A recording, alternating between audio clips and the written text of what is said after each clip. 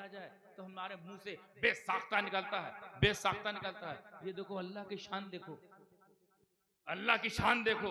कोई हमें ये नहीं बोलता पेड़ की करामत देखो, कोई नहीं बोलता पेड़ का तसव्वुफ देखो, कोई नहीं कहता कि टहनियों की रूहानियत देखो।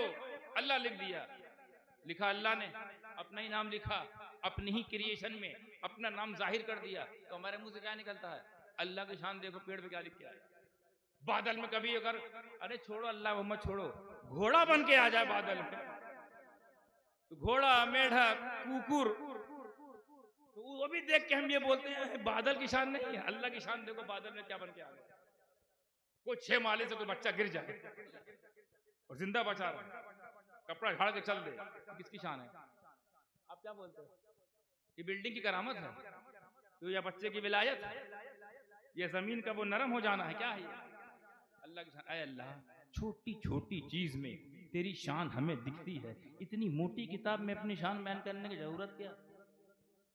और अगर बयान किया है, क्योंकि ये फाइनल किताब है, तो फाइनल किताब का मतलब कोई फाइनल पैगाम है। तो अगर फाइनल पैगाम कोई है तो मौला उसको अया कर। सिर्फ तर्जुमे तक बात रहेगी तो बात बिल्कुल आम है, किताब खास है। पैगाम आम, किताब खास, और किताब खास हो, पैगाम आम हो। ये समझ में नहीं आता। अरे अल्लाह, अगर तर्जुमा ही तेरा मकसद है तो इसका मतलब इसकी जरूरत नहीं, हर कोई जानता है।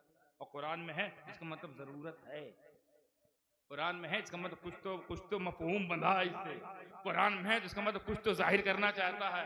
तो ये हो गया तर्जुमा। अब सुनिए तर्जुमा। अल्लाह फरमाता, तर्जुमा देखिए, सबसे बड़ी शान मेरी है, मेरी शान सबसे बड़ी है, ये तर्जुमा है। अब अगर हम चांद को देखें, ये चांद, ये उसकी अपनी शान है या अल्लाह की शान है? चांद किसकी शान है? अल्लाह की शान है। सूरज अल्लाह की शान है। ये बगैर खंभों का शामियाना जिसे हम कहते हैं आसमान, ये किसकी शान है?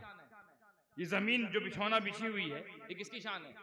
कभी गौर किया है? जमीन पानी पर है, ये जमीन पानी पर है मगर कीचड़ नुमा नहीं है, ठोस है। नीचे पानी, ऊपर जमीन मिट्टी, मगर क्या करिश्मा अल्लाह।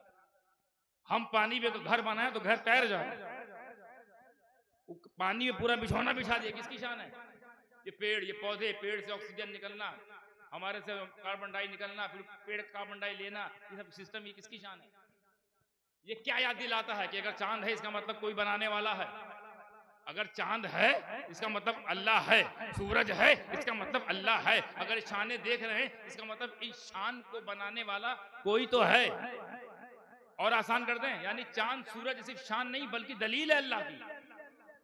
ये जमीन दलील है अल्लाह की, जमीन है इसका मतलब अल्लाह है, आसमान है इसका मतलब अल्लाह है, चांद है इसका मतलब अल्लाह है, सूरज है इसका मतलब अल्लाह है। पहला आसमान, दूसरा आसमान, तीसरा आसमान होते होते वो जगह जो जगह ही नहीं है, इसे लामका कहते हैं, वो है तो इसका मतलब अल्लाह की शान, वो अल्लाह की दलील है, अल्लाह की दलील है। तो अब तर्जुमा ये भी हो सकता है कि सारी दलील मेरी है, सारी शान, सब शान, सबसे बड़ी शान मेरी है, तो ये सब भी शान है, ये भी जो तेरी है। चांद खुद से थोड़ी चमका है, तू चमका रहा है। सूरज खुद से रोशन नहीं हुआ, तू रोशन कर रहा है। तो रोशन करना इस बात की दलील है, कोई तो है जो चमका रहा है, कोई तो है जो रोशन कर रहा है, तो जो है वही तो खुदा है और सब उसी की शान है। हम सब भी उसकी शान है, हम यहाँ बैठे ये उसकी शान है, उठेंगे ये उसकी शान है, घर खैरियत से